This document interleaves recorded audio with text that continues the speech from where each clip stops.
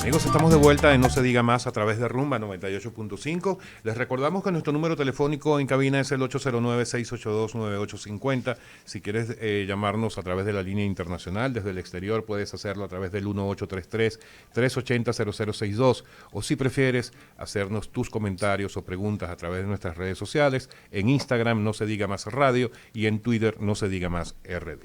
Así es, ya tenemos en nuestra línea al señor Camille Chalmers, sociólogo haitiano, con quien estaremos abordando distintos temas sobre la situación de Haití en estos momentos y vamos a ver si nos escucha. Buenas noches. Buenas noches.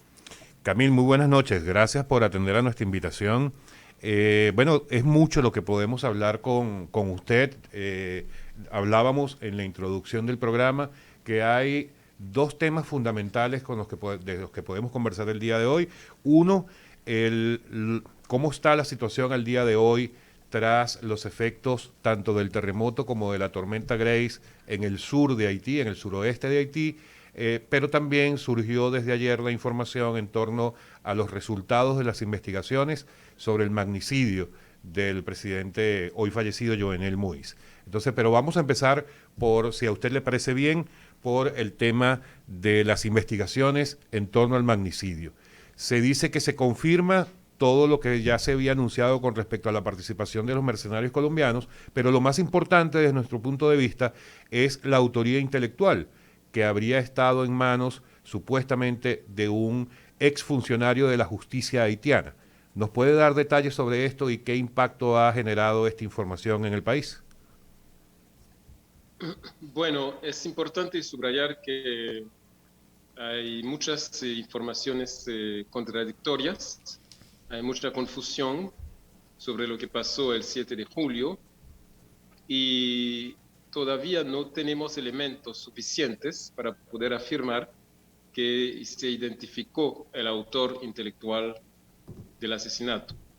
Hay que subrayar que el periodista colombiano que hizo ese artículo lo hizo en la base de un informe de las autoridades policiales que entregaron un informe de 800 páginas al juez que tiene que trabajar sobre el expediente.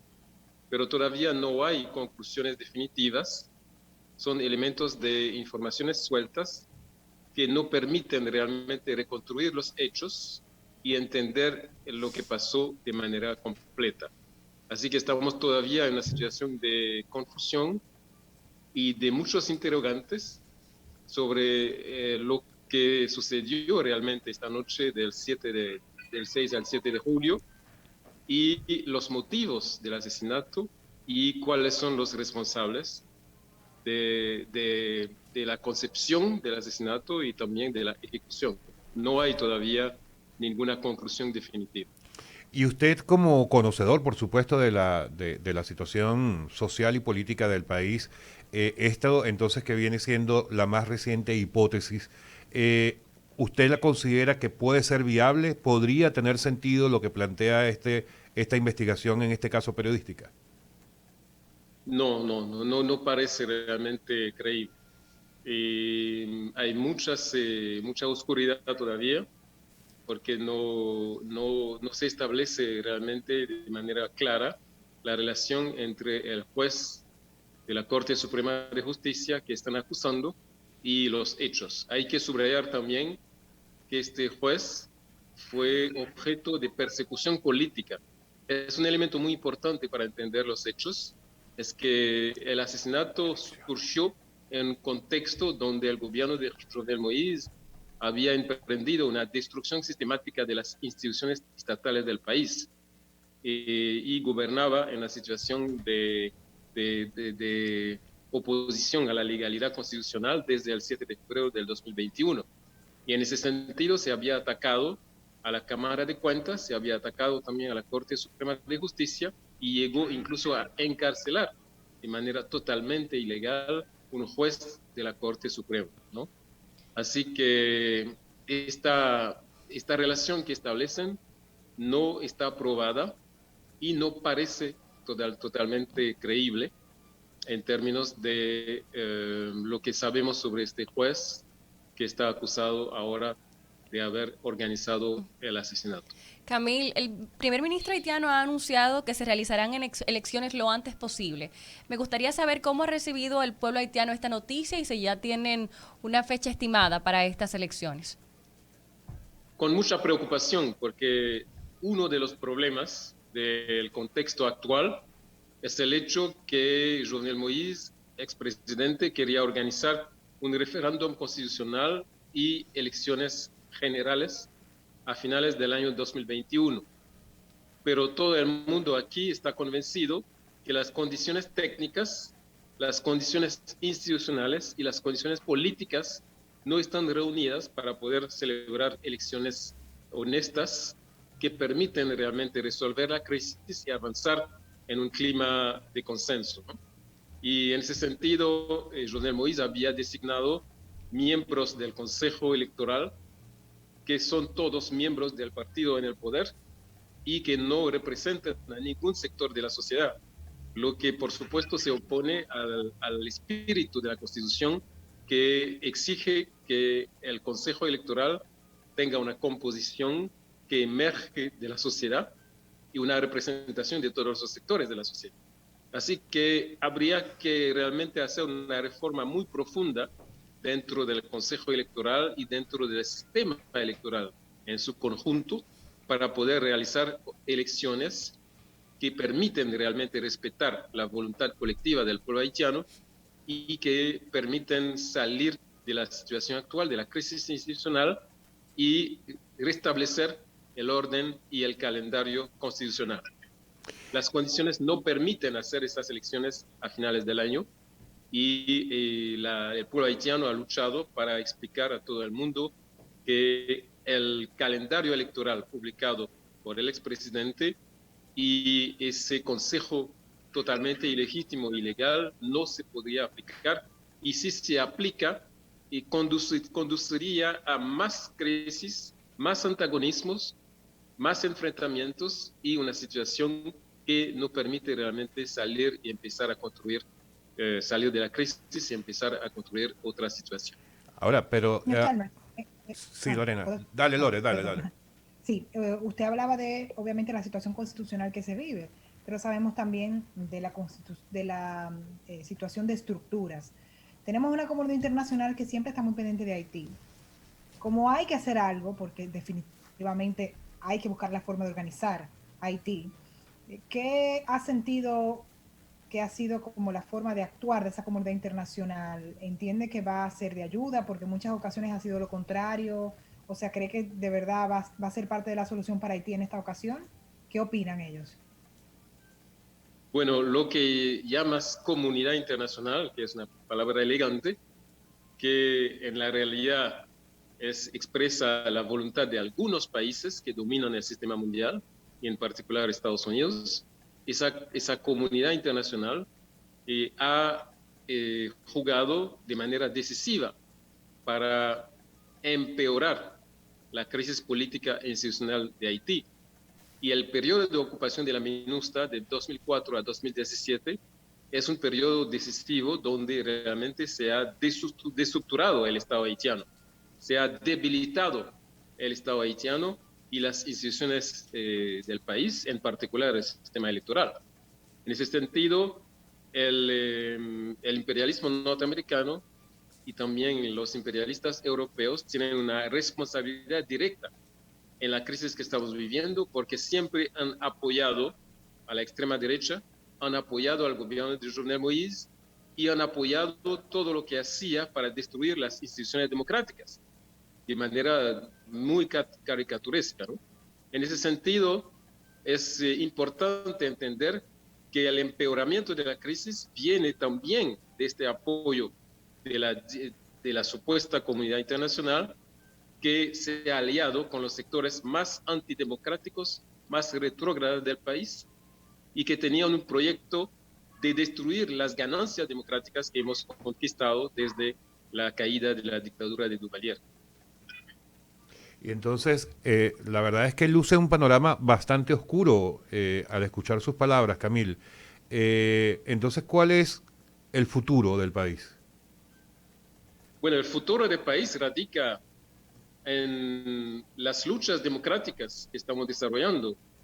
Y ahora son 4 años de luchas democráticas para afirmar de manera muy importante la autodeterminación del país, salir de una situación donde los procesos de decisión sobre los aspectos estratégicos del país no están en manos de los actores haitianos.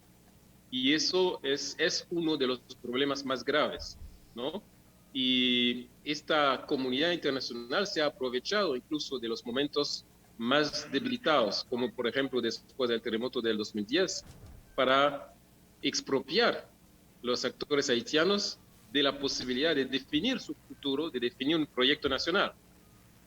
Y también, como lo afirmaba el movimiento democrático haitiano después de la caída de la dictadura de Duvalier, hay que cambiar el Estado, cambiar un Estado oligárquico, un Estado violento, un Estado que excluye la mayoría de la población de toda participación política, y un Estado que está totalmente al servicio de los intereses imperialistas y al servicio de los intereses de algunas familias de la oligarquía haitiana. Entonces, este trabajo de transformación del Estado es uno de los objetivos básicos del potente movimiento democrático que se ha sublevado en el país frente a la dictadura de Jovenel Moïse y frente a la extrema derecha que quería destruir todo el proceso democrático y todas las instituciones democráticas en Haití. Así que nosotros somos muy optimistas cuando vemos cientos de miles de jóvenes echarse en la calle para defender la dignidad del país, para defender las instituciones democráticas y para denunciar todo intento de retorno a una situación de dictadura.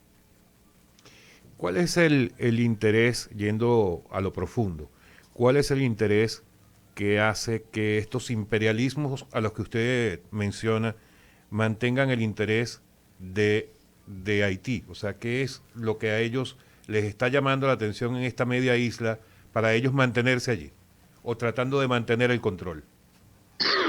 Bueno, escúchame. Primero, hay que ver que hay una lucha geopolítica global para el control del Caribe. Y en esa lucha geopolítica global, Haití y República Dominicana ocupan una posición estratégica, ¿no? No solamente un poco al centro del Caribe, pero también estamos en una situación de cercanía a Cuba y de cercanía también a Venezuela. En ese sentido, el control geopolítico del Caribe es muy importante para las potencias imperialistas, muy importante para las transnacionales, porque el Caribe es una zona de tránsito fundamental para el comercio internacional y también muchos intereses, como por ejemplo los paraísos fiscales, etc. En ese sentido, el control sobre el juego político en el Caribe es un asunto fundamental para el imperialismo norteamericano, sobre todo que estamos en una situación donde hay una disputa y una situación de transición hegemónica que se afirma cada vez más con la llegada de China y su poderío a nivel económico, político, científico, etc. Así que hay que entender toda la estrategia de control del Caribe, no solamente país por país, pero en la visión global de lo que se juega a nivel geopolítico. Eso es un elemento fundamental. Hay que ver también que hay una relación histórica entre Haití y Estados Unidos que se ha definido después de la primera ocupación militar de Haití en 1915. Ocuparon Haití en 15 y República Dominicana en 16. Y a partir de esa ocupación militar se ha transformado el Estado haitiano organizando una suerte de tutela, donde realmente todas las decisiones estratégicas están tomadas en Washington y una clase política que gran parte de esa clase política acepta de jugar el papel de transmisión de las órdenes del Departamento de Estado. Y para darles un ejemplo, todos los presidentes que gobernaron Haití del 15 hasta el 2021 fueron escogidos por el Departamento de Estado. Una excepción es Jean-Bertrand Aristide, que fue electo realmente por un voto popular en diciembre del 90. Pero después de eso se ha tomado el control sobre el sistema electoral y se ha desviado ese sistema electoral, que entró también en una situación de descrédito y de ilegitimidad, que explica, por ejemplo, que Jovenel Moïse fue electo por menos del 7% del electorado y una abstención masiva, ¿no? No fueron a votar porque no creen en ese sistema electoral y ven muy claramente que su sistema electoral está controlado desde afuera por la MINUSTA cuando estaba aquí, pero también que está controlado más recientemente por las fuerzas y el dinero de la droga, del tráfico de droga. En ese sentido, todo proceso de construcción debe resolver esos problemas y transformar cualitativamente la relación del país con el imperialismo y transformar también la naturaleza del Estado y todo el proceso de vida democrática en el país.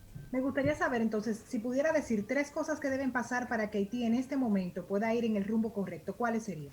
Pero Lorena y Camil, vamos a hacer una pequeña pausa si nos disculpan y volvemos enseguida para la respuesta a esa pregunta. Ya volvemos. Pa' que no se diga más, pa' que no se diga más, pa' que no se diga más, pa' que no se diga más. ¿Tú sabes a quién